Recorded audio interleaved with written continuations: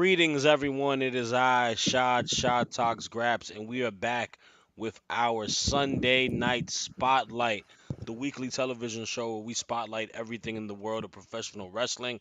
That's WWE, that's AEW, that's the Independents, TNA, ROH, whatever it may be, Japan. And we got a docket of great topics today. I must say, this is being recorded before SummerSlam, so it will drop after SummerSlam. So if I'm talking in past tense on some of these topics that have to deal with SummerSlam, don't be mad at me. It's just how it is with recording. But we got a great show today, and we got a great panel of people here. We haven't seen this guy in a little bit on the Sunday Spotlight, so I'm excited to have him back. He's not hosting; he gets to take a little bit of a break today from it. So let's see, Mr. Clark Taylor, how you doing, bro? I'm doing well, man. Stoked to be back. Stoked to be co-hosting. Thanks for that. It's early in the morning here. But happy Sunday when you see this, even though it's currently Saturday.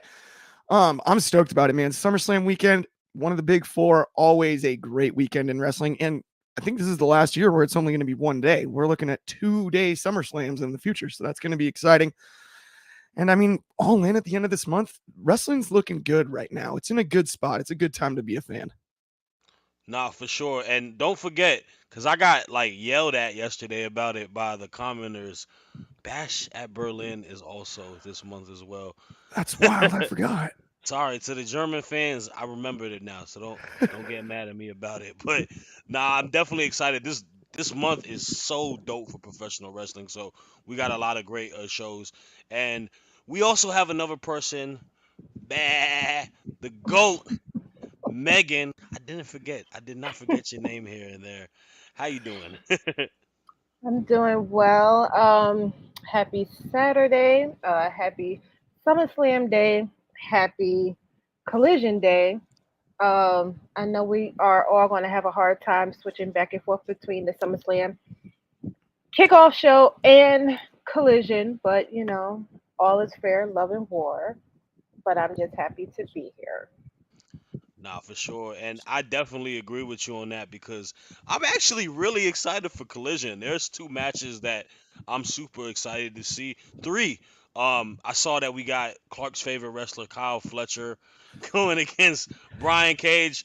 All in all, that should be a fun match. You gotta admit that, Clark. Oh, I mean, Cage is awesome too. Like I love Brian Cage. I just still I don't understand Kyle Fletcher. Like who Kyle is he? I Fletcher. want to I want to know who he is. He yells a little bit now. I saw he was yelling down He's starting to get Dynamite. louder. Yeah, he's definitely a little grumpy if you heard his boy Osprey. But excuse me. And then we got a triple threat match. The Lee Moriarty. I believe it's Lee, Claudio, and somebody that Megan's gonna talk about today, Tomohiro Ishii. So that should be a fun match as well. And then Yes. I think we also got my new favorite guy in AEW, Hologram. Hologram is the man, yo. I love Uh, it. him and I think it was who one another luchador. I forgot who it was, but they have a tag team match, so they're going against the Tony Nese's crew, so that should be kind of fun too. But yeah, but let's kick off the show, man. We're gonna kick off with the first topic, and it's my topic because it is SummerSlam weekend, and it would not be a SummerSlam weekend if we did not have my favorite mid card champion, Sami Zayn, wrestling. And I just want to put the spotlight on Sami Zayn because I feel that in the world of pro wrestling we give flowers to people after they're done with professional wrestling, and I think he's a guy that deserves his flowers while he's in the middle of it because this is a guy who historically I've been a fan of since the beginning. Ring of Honor days, El Generico, a lot of the independent stuff that he was doing to when he got into NXT to what he's doing in the WWE. A guy who doesn't miss a step, doesn't miss a beat in regards to anything he does as a professional wrestler. He understands the world of being a great character. He was literally a luchador, right? Like, that's not really a luchador. To being one of the most beloved baby faces within NXT, to being a conspiracy theorist heel on the main roster, to being the core reason why we were in love with the whole bloodline story as the honorary Uso.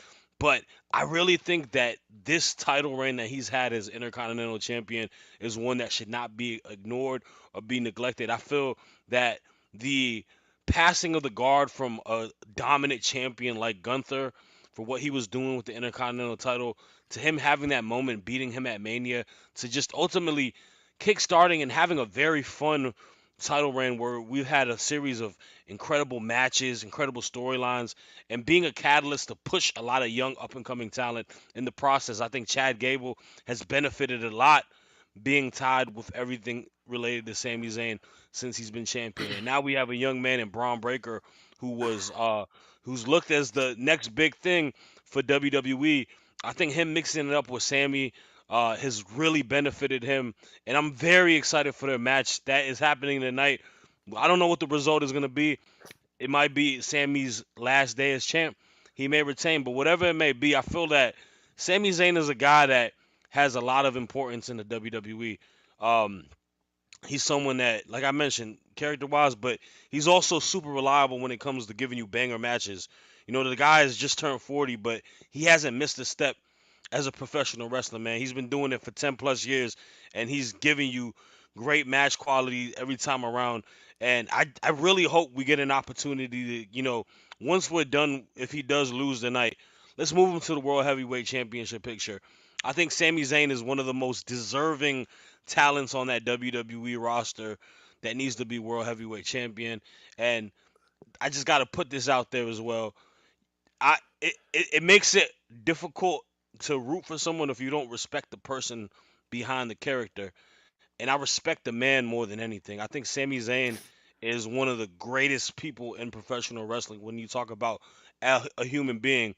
The Sammy Syria uh, foundation that he has, man. A lot of stuff that goes on in the Middle East is not, you know, you don't get the light of it in the States. You don't see what a lot of it is going to happen in the States. The guy puts, he's a big voice for people overseas, and the foundation opening up, you know, clinics and tents for just basic necessities within just being able to live and stuff for people in the medical field. Him doing that is one of the most like selfless things he could do.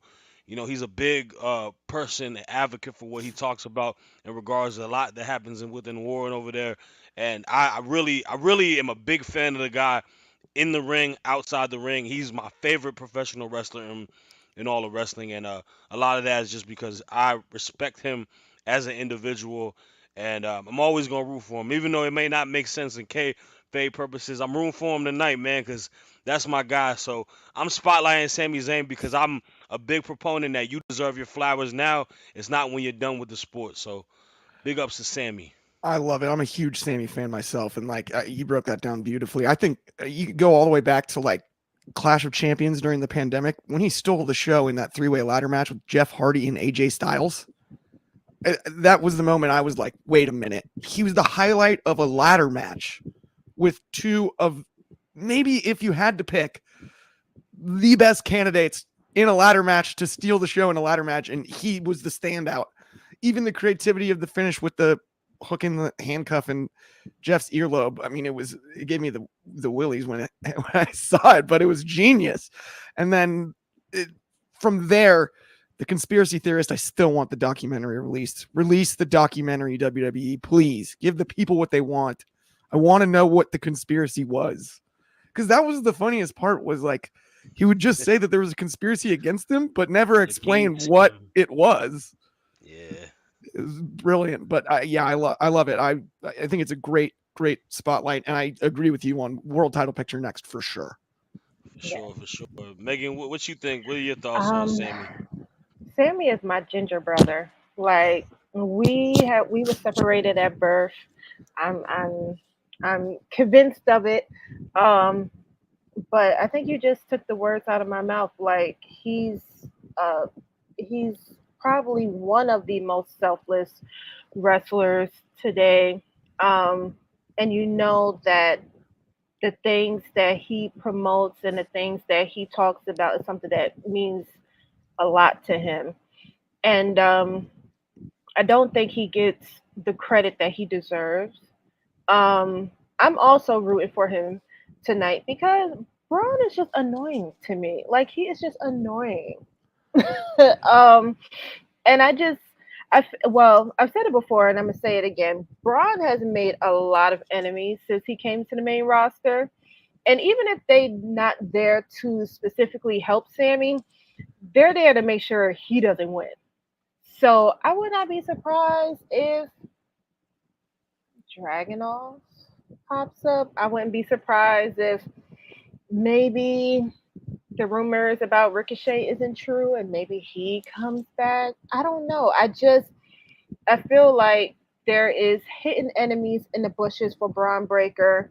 Um, he came on the main roster with his chest really pumped up and ready to just take over. And I really feel like Sammy is his speed bump. I think Sammy is what's going to really slow him down a little bit. So um, I'm rooting for Sammy too. So bring it home, keep the belt, bring Okay, it back home.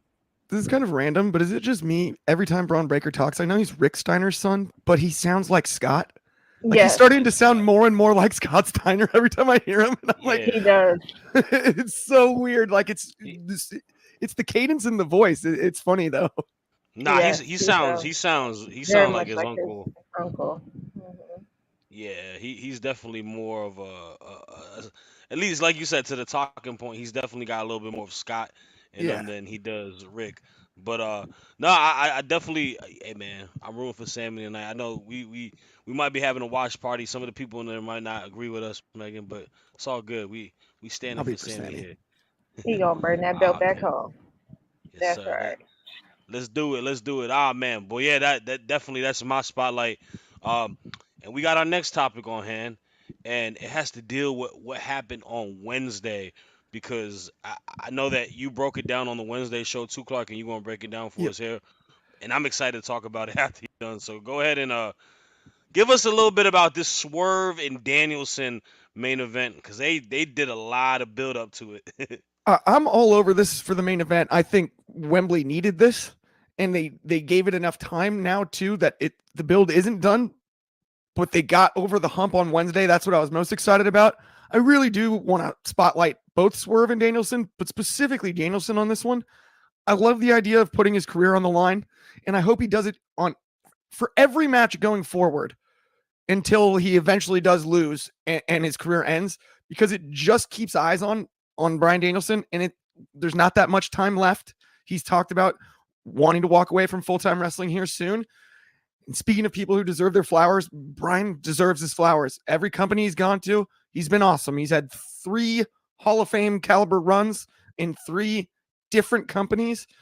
That's unbelievable. I mean, how many people get fired from the WWE for basically going too hard on screen and then come back and have the fans will them to the world title at one of the biggest events of all time, WrestleMania 30? Just iconic. If Wembley is his last big match here and it's Swerve, fellow Washington native, I think that connection's cool. I think Swerve is a guy that for sure looks up to Danielson too. So having him on the other side of this match is a logical choice. It's a good matchup. We know they can put on an all-time classic. I expect nothing less out of Swerve and Bryan. I loved the promo, the passion this week. I do hope we get a little bit more edge from Swerve because I know he can be that sadistic heel along the way, headed towards Wembley just to hammer it home. Maybe have him become a little bit obsessed with being the one to retire Danielson, lean into that in these last few weeks we have left before we have the show. I think that would be a route that I would be happy with in general.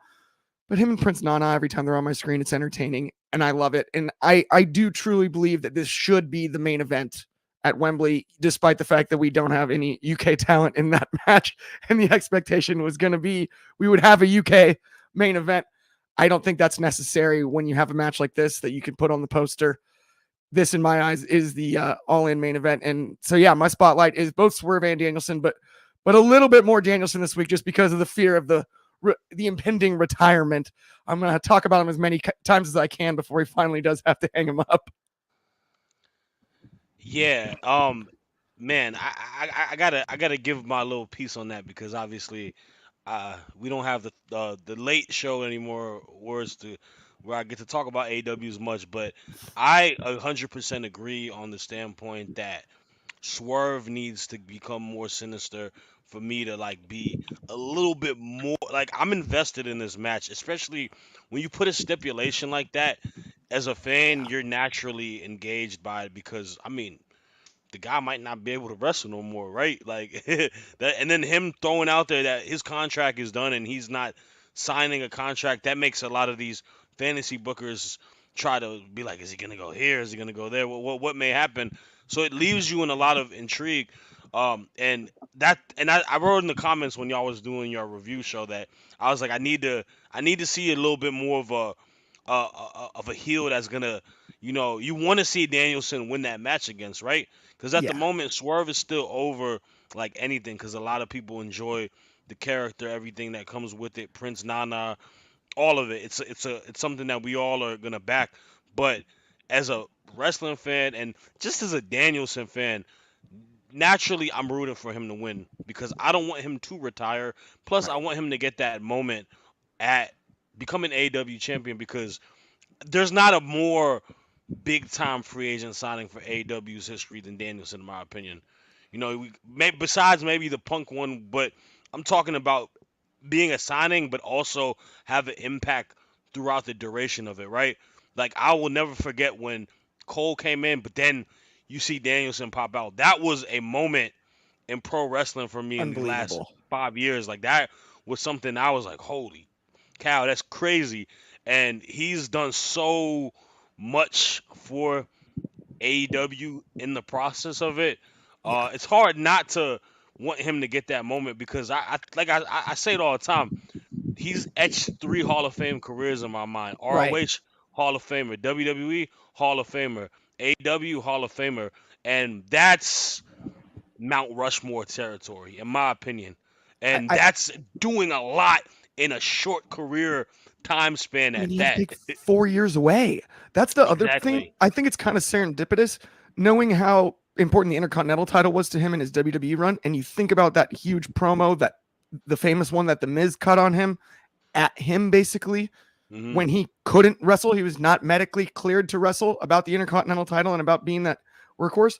Last time the Intercontinental title main evented, I mean, not the last time it main evented a pay per view because there's been like that Elimination Chamber a few like years ago, but major one, the one that everyone thinks of, SummerSlam, ironically, Wembley Stadium, Bret Hart and Bulldog. Bulldog, yeah. And so if you have the same month as SummerSlam at Wembley, Danielson on the headline, it's kind of serendipitous this many years later, considering that promo happened at a time when he couldn't even wrestle. That's a good point. I wonder if they're gonna have any like. Definitely gonna have some callbacks in that match. I would assume between him I and think Swerve so. too. I It think would so make too. sense. A lot of Bret Yeah, Hart and Bulldog type stuff. I mean, that match is unbelievable. Knowing the such a story now that classic. that Bulldog was like hungover and Bret had to carry him through the first half of the match is wild to me because I've watched it so many times and it's a super competitive match. It doesn't appear that that's the Su- case, but the story's Super, been told so many times. super classic. I mean, Megan, what are your thoughts in regards to just this Danielson and Swerve match at Wembley and everything being built up for it from Wednesday? Well, first they kind of hinted that it was going to be Swerve and Osprey. Then they kind of hinted that it was going to be Swerve and Hangman. Now we know it's Daniel, Brian, and well, Brian Danielson. Danielson. But it does kind of make you wonder if this could be his final match. If this is like the win all take all. He never held the title since he's been at AEW. So we know it's monumental for him, but at the same time, if he doesn't win, his career's over. And I guess I agree with you guys that we need to see a more darker side of Swerve, a more evil, a more sadistic, a more, you know, uh, just a guy that is willing to take the hero away from everyone permanently. Um, but just like with the last situation, I just don't feel like Hangman is done with Swerve. I think he kind of made it clear at Blood and Guts that he still wants him. He keeps obsessing over Swerve coming to his home, talking to his baby, called his baby ugly, among other stuff. I know that hurt him a lot. Um, so, and then Hangman has been very angry since he came back. He have lost to Brian. This was his opportunity to get his title back. He fell short, and he has a vendetta. He has a revenge to fulfill. Um, I feel like Swerve needs to watch his back. And Swerve needs to watch his back. Hangman is not done with him. He's not done with him, and it might be to the point where he feels like if I can't have the title, you're not going to have the title either. And this would be the first pay-per-view since Hangman's return, right? Because That would be right. he came Yeah. back after Double or Nothing, so he wasn't there to you know prevent him to lose the match to Osprey. He hadn't returned yet, but he's here for All In. So Yeah. I I also think, to your point, Megan, like the rivalry is so intense between Hangman and Swerve that it doesn't necessarily need the title. So it's logical there. If yeah, Hangman were to cost Swerve the belt, that matchup is still worthy of seeing, right? It's not about the belt necessarily, whereas it's like just Yeah. Danielson and pure, Swerve is. yeah, it's pure hatred between them two at this point. And I think you're I right. would love to see Brian with the title. I think it's well deserving. He is definitely on the Mount Rushmore in my book. Um, and I also seen how much Wheeler has learned and been trained as a wrestler, being under Brian's belt. And he's there's only but so many words that you could say about him. Where I think everybody can agree, even if you don't personally like him.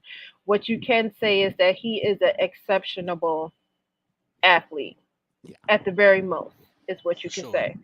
And it's going to be very sad when he does hang up the wrestling boots uh, Yeah. permanently, or is it just he's I just not wrestling think full time? I think it's going to be just not full time. He said he'll never truly retire, which Yeah. I think is actually honest, but I do think he's going to scale back considerably. And I think it's Right. smart. Getting cleared in the first place is huge, and it's a totally different injury with him it being his actual like his brain. It's not like a neck injury, right? Like with Yeah. structural damage. Brain doesn't really heal truly. It was, it's a lot of work to even get Yeah. back and get cleared in the first place. And he's done so much to over the top push it. I think is not worth it in the long run for his own health and quality of life, right?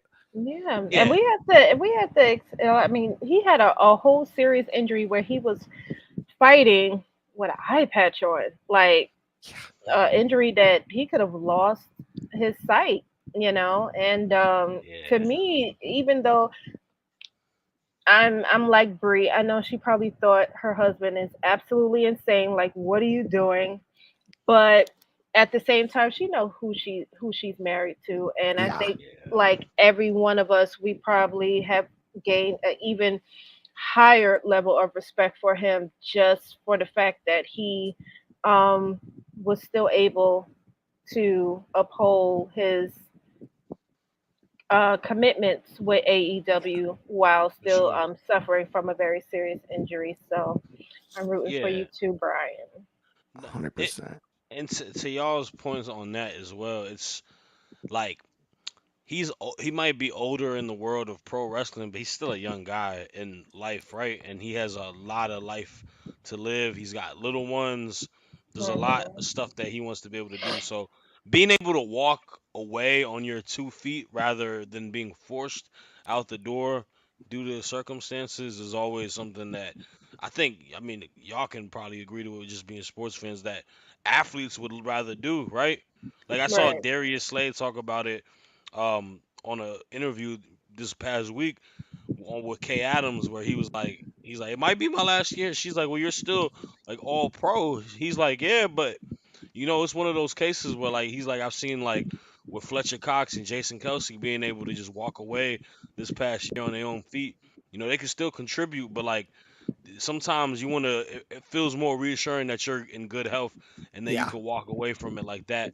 So we'll have to wait and see, but I'm definitely excited for it, and I'm definitely excited for this next topic because I feel like I always make fun of the Wonder Friends factions, but like this is a Wonder Friends that I like because I think it's a mismatch of counterparts that make great in ring wrestling, but it also makes just fun, and it's led by Mr. Mark Briscoe. So, Yes. and I'm gonna pass it to because this is your topic for today. Talk about the good old conglomerate for us, The my nigga. conglomerate. Um, Conglomerate. okay. You have Mark Briscoe, you have Tomohiro Ishii, Kyle O'Reilly, and my husband, Orange Cassidy. When I first saw them all together, I thought, wow, look at this group of misfits. Like they all have different personalities. Um, they probably wouldn't hang out together outside of wrestling, but I was wrong. And as I watched them wrestle, um, is like you said, like they fit like a glove. Like they really know how to work together. And the one thing I truly love about the group is Mark Briscoe. Like he is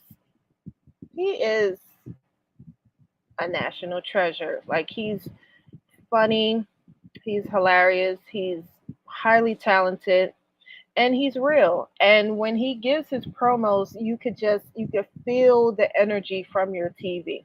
Like this is him. This is him. This is his authentic self. Like if you was to walk down the street and run into him, that is who you're gonna get. Um, and I thought his baby was so cute when he had showed his baby a couple of weeks ago, and the tribute to his brother by naming his son after his brother. I thought that was a very touching moment. Um, and he's also a part of the conglomerate too. Um, but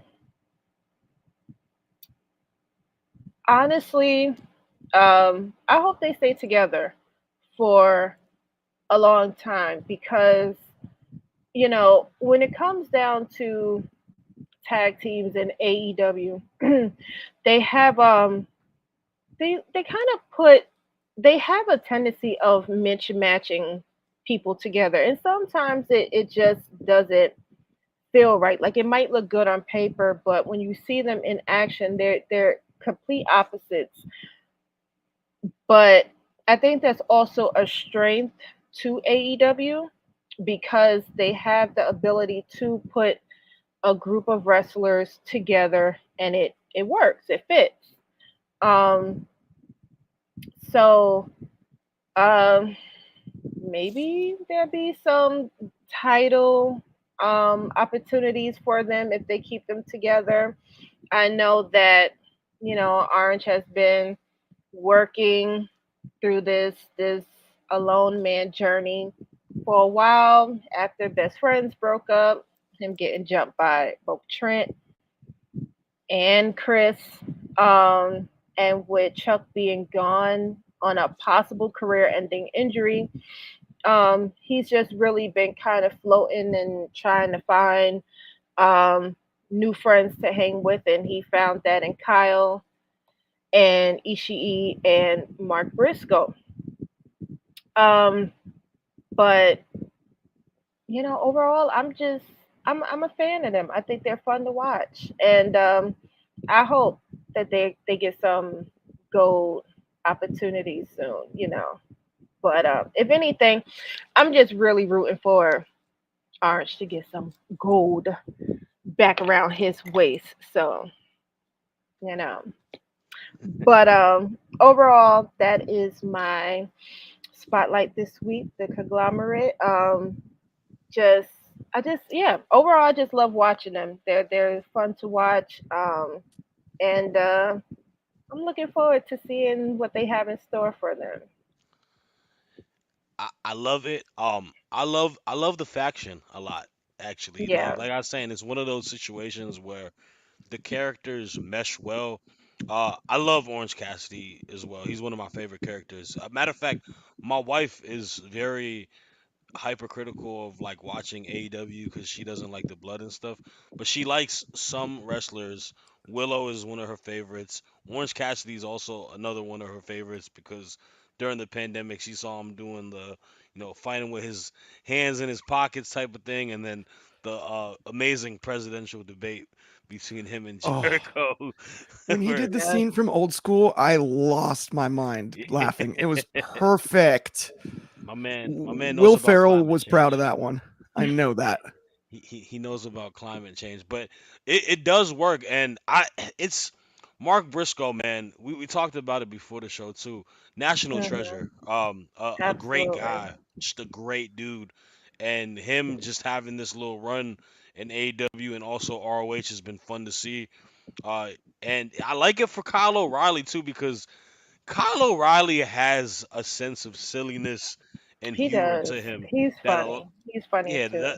that a lot of people don't really like give him a nod for. And like I look, man, I'm an NXT guy. When him and Von Wagner had the little like trust friendship thing and they went fishing and all that during the 2.0 era, So funny. I love I thought it was so funny. So funny. Um, but I mean, Clark, what are your thoughts No, on the conglomerate too, man? I'm with you. I think it's awesome. I think what I'm most impressed by is Mark Briscoe has always been, to me, great on the microphone. I mean, his in ring work speaks for itself, but a lot of times next to his brother Jay, right, he was more the supporting guy on the microphone when they would be cutting promos, right? Jay would be the center of attention, the louder, the more intense, and then Mark would, provide like sort of the commentary, like fill in the gaps and Hmm. look menacing and all that. I'm blown away by his timing on the mic too. I Yeah. know he's funny and all of that, but his timing on the mic is so good and working. I think maybe from working as a part of a tag team like he has for the majority of his career, he's really good in a group on the microphone at, for lack of a better way to put it, like dishing the rock, passing it around too to make sure everybody gets their time, and he still says what he needs to say. The message is clear, and Yeah. it's funny. I mean, it's good quality comedy, right? I think Yeah. we've got the Jericho thing going right now, and Hi Guys and all of that. There's some comedy to that, but it's a little bit lower There is. brow. It's a little lower brow Yeah, comedy, right? It's a little bit more low hanging fruit. This is, to me, like it's genuinely really funny, but it doesn't right. take away from anything. Yeah. And I don't know It, about y'all, but I always feel motivated after hearing Mark talk. I feel like he's Same. talking I'm directly to I'm me. running through a wall for Mark I Briscoe. seriously think he would be like the best pregame speech ever. Yes. Like Yeah, for a big football game, hire Mark for Briscoe and just sure. tell him to come in the locker room, start yelling. You know what though? I love that point that you also made in retrospective to the learning tree because it is also just natural. These guys are just naturally funny, right? Like sometimes you have guys who don't even give you like a punchline or a joke and stuff. Their personality, their aura is just it puts you in a good mood. And a lot like most of those guys have that, especially Mark. Like this is a guy to even what Meg was saying, like there's a battery in his back to also extra motivation of what he's doing in pro wrestling because he's doing Right. it for the lineage of the Briscoes in general. Obviously, Jay's life was taken way earlier than expected, and that added motivation as a brother. It's something different, man. It's when you come up with it, he's got a point to prove, and I think he's doing his damn thing, man. And I'm hoping that I please don't break this group up. That's Yeah. my Yes. thing. Like even like obviously I know Ishii is probably gonna be gone after the summer. I would love to see Mark, OC, and Kyle O'Reilly as like a trios That would Just be champions. keep great. it together. Like it's Absolutely. like them versus the patriarchy could be a fun feud because you got the super seriousness of Christian and what he's doing with those two versus the more lighthearted baby faces, it could be good TV as we And Christian also is good at working with comedy characters, whether yeah. he's doing comedy himself or he's on the Mhm. other side. And so Hmm. you can go either route there where you, to your point with that rivalry, you can have Christian bring out like make Mark mad. And now Yeah. all of a sudden he's got to be serious headed into that match, right? It's funny, it's funny, it's funny, it's funny. And now he finally he went too far, right? Christian took it a step too far, and now Mark's chasing him down, right? And going after him. Like, that's a route you Oh could God. easily go there. And I can already see it happening because we know Christian have this father, lost father, shit going on. So I Mm-hmm. know if he was to by chance bring up Jay and his children, Ooh. that would be that would be a switch Yeah. going off in Mark's head, you Yes. know. And That would be That's I kind don't of think crazy. I like that Kyle idea. and I don't honestly I don't think Kyle or Orange will be able to will reel him back in. Like once that light is off, Let yeah. him it's run with it. on. It's Let him on. run with Yeah. it. Once the lights go off there, it's on for sure. It's on. Christian's definitely going to catch a couple receipts, even though it may be in the light of it. But, oh man, no, those are great topics. That'd Now be we a come cool to our match to go back to the highlights. farm. I didn't think about that. Sorry. Right before we go to do on the. Remember how they used to do Jay versus Mark on the farm? Yeah, yeah, That would be a cool match to go that'd back to be the farm for. I'm sorry. That just the light bulb went off in my head on that one. I'm like, oh, nah, that'd be sick. But now we are here at the highlights of the week, and these are our topics that aren't necessarily spotlights, but these are just things that happened this week in pro wrestling that all of us are fans of. I'm gonna kick it off to you first, Clark. What is your highlight of this week? my highlight of the week. I'll be really short and quick on this one because it's a fun one. At least in my eyes, it was fun. When you get Joe Hendry in concert, how can you not be excited? It's just a great segment. I enjoyed it. Unfortunately, Gallus had to come and ruin everything before he played the big hit, the song we were all waiting for. But other than that, I enjoyed every second of it. What a talent. It's so funny because I've always known, since I've known about Joe Hendry and who he is, that he's musical and whatnot. Like he does his own theme song and whatnot, right? He has his multiple albums, I believe, too, now that he's released. But I didn't realize just how clever he is because, as as catchy and as fun as I believe in Joe Hendry is, it's pretty simple, right? He names some cities and countries, right? And then you clap, and it's part of what makes it so catchy is the simplicity, right? He tells you when to basically clap, you know when to wave your hands from side to side, and it's easy to sing along to. But when he does these concert type things and it's basically cutting a promo in song, that's where you see just how creative Joe is, and he deserves credit for that because that is not easy to do. And there's other acts we've seen in wrestling where you'll get music, you'll get freestyle raps, you'll get things like that. We've seen The Rock even do his rock concerts, which is basically spoken word. But I enjoy it, by the way. That is no knock on The Rock. But he's out here writing basically parody songs slash like original tunes, and in promo form, it's genius. That from a creative standpoint is a skill you can't really obviously teach. People who can either play music or they can't, and to deliver every time like he has, every time there's a segment like that, it's must watch in my opinion. And this was no different. I joke all the time about like I'm not a huge Gallus fan. I don't care. I want to see this match really badly because of Joe Hendry, not because of the rest of the encounter or anything other than the song, the concert. It's great. It Joe Hendry, my highlight of the week, deserves it, and he could be the highlight of the week for many weeks right now on the run that he's on. Nah, I love it. And to Gallus's credit, they are good enough heels to go against somebody like Joe Hendry and everything he does as a babyface. So I'm excited for it. And yeah, man, parodies are always fun to me. It's like in the same breath of like what Weird Al Yankovic used to Yes, do and whatnot. So I love it. I love it a lot. Weird Al's great. Megan, what is your highlight of the week of this week? this is Okay. gonna let me move it. Might need you to help me out, Okay. part because mine's is like being.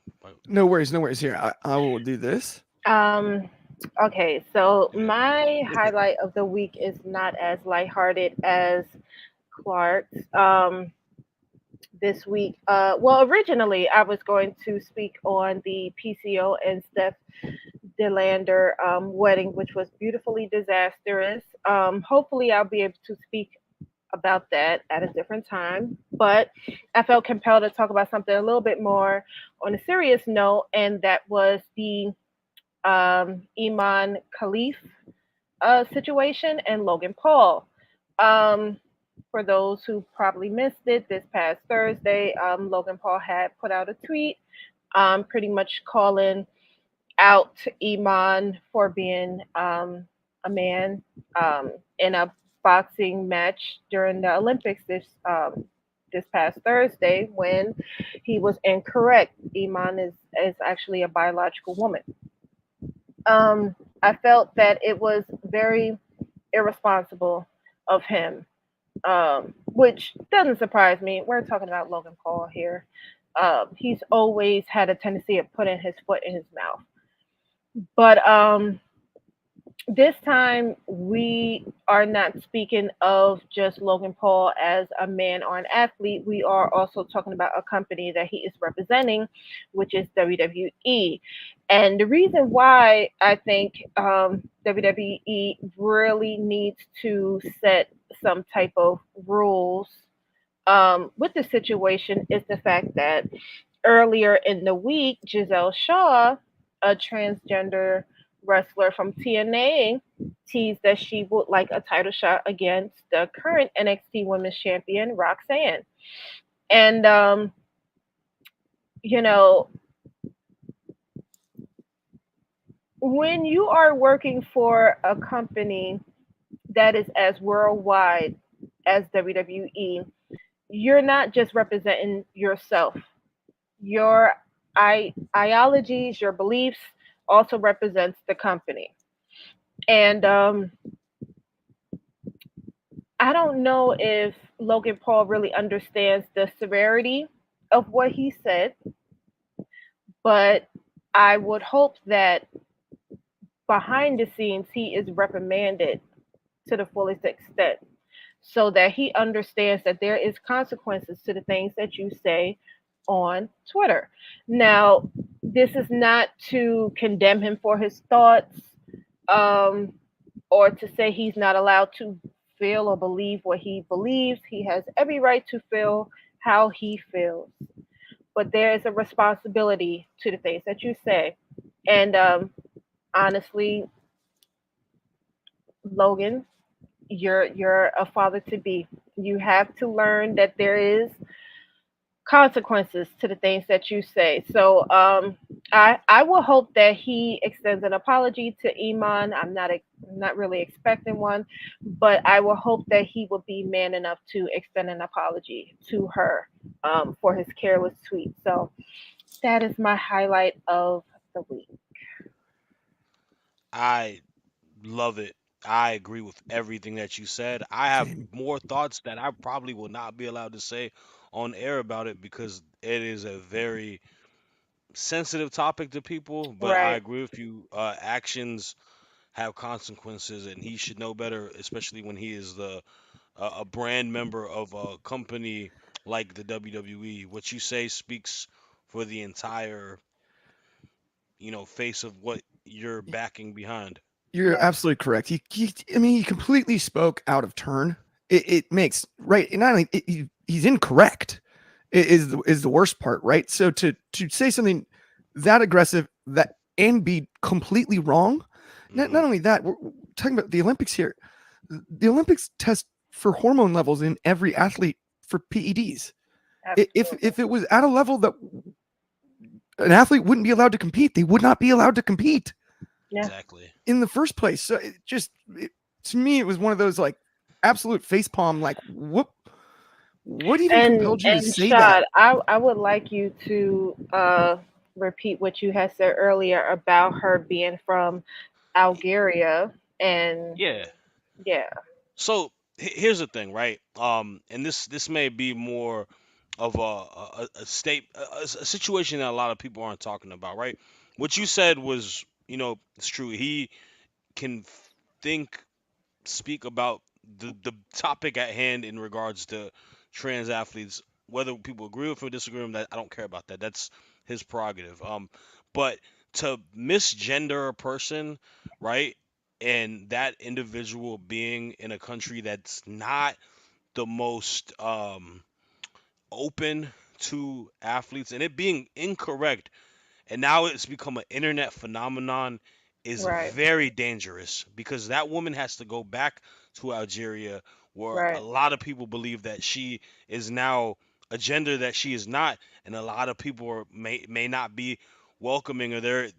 There's a lot of danger that can happen with there, Right. and that's not cool at all. When you're a celebrity, when you're Logan Paul, a person that has millions upon million of followers, you're a social media icon to people, right? Just out of your popularity, and you Mhm. just being incorrect and putting misinformation out there and not even thinking about the person that you're speaking about is just completely irresponsible, and it's not right. And I can't have respect for a person like that, because that's not cool. You don't Every action has a reaction, and you don't know what the reaction may be due to his actions of what he's saying, or who, Right. like, it's dangerous, and It it's is not fair to that woman, man. She is going to the Olympics to fight in the honor of her country. Like, a lot of people in this earned her United spot. States have going to the Mhm. Olympics having that same honor. She's literally going there for the same honor, and she's done nothing wrong in regards to qualifying for that. That's just Right. utter BS. So, Logan Paul, you a clown to me. You're always gonna be a clown to me. I ain't got no respect for you. But I said that yesterday on the podcast too. 27 seconds. Hopefully, after today's, y'all tune into this. Hopefully, it's 27-second loss to that loser, and LA Yeah, Knights are champion. Yeah. Yeah. Anyways, but but that's neither here nor there. I told you I was gonna go crazy, and the topic was gonna be. I I gotta speak for what's right too. And I I love Right. it. Megan, that's why you the goat, because you brought a topic like that to the floor, and that it needs to be Thank you. talked about. Um, we are. I gotta do mine now. So Yes. let me get to mine, and I had to think about it, and I thought about it, and it comes down to SmackDown and NXT this week. I want to give a highlight to the Unholy Union. Um, I think I let me say this. One, Alba Fire is amazing, because she's a person that also tweeted about what we spoke about in the same manner. So salute to her. But I thought they had a very big time week this past week. They defended the titles at NXT Great American Bash against Jakara Jackson and Lash Legend. Very fun, quick paced match. First title defense that they got to have as champions. And then last night, their union has only expanded by adding Blair Davenport. I think this is a good first step for them. And it's unfortunate that it's a first step, because these are talented women that have been given the tag team titles, and I feel like in the notion of it, there wasn't a sense of direction for them, and I don't think that's fair to them. I think if you are going to crown them and give them a moment in their home country, that's awesome, but there's got to be a follow-up plan to it. I think we're starting to get a follow-up plan to it, because they showcased that they could wrestle at Great American Bash. They had a great match against two up-and-coming stars in the tag team division there, but them also winning last night against Bianca and Jade, whether it be in heel tactics or not, I think they have had a very solid week. Two title defenses that mean something, and now you got to take them a little bit more credible as a tag team. On top of expanding, I like Blair Davenport a lot. Clark knows I like Blair Davenport a lot. I've been Yeah, a big fan of her from when she was in AEW, when she was in Stardom, to what she's done in NXT. And I like when a faction looks like a faction.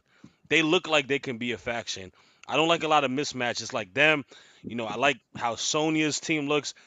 Damage control. This could be the turning of a corner.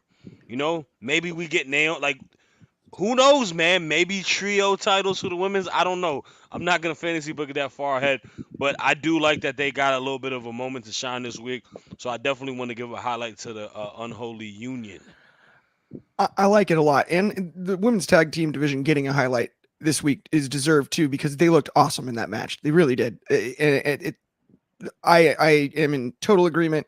It's an awesome team. I like the name, the Unholy Union. I think it's cool. By the way, Sounds tight. on top of that, so yeah, just I think it's a great highlight there for sure. And like I said, shout outs to Ala Dawn, man, because she's a Yes. person that also speaks for what's right on her social media as well, and that gets credit, man. She's an awesome person too, so salute to her. Yeah. And that's all we got for today's episode, man. We went a little bit past the 45, but it's all good. We do what we want to do on the Sunday Spotlight. I appreciate y'all too, and I appreciate everybody watching. We're here every Sunday, airing at 5 p.m. Eastern Time. That's 10 p.m. UK, 2 p.m. Pacific. What is it? 4 Ooh, that p.m. Central. it's 11 a.m. in Hawaii. 11 a.m. in Hawaii, the most important time that we need to know about. But thanks Gotta for let our rocking with friends in y'all. Hawaii know. For sure, for sure. Germany, I don't know what time is over there. Sorry. But I appreciate you guys, and yeah, we'll be back next week. Peace.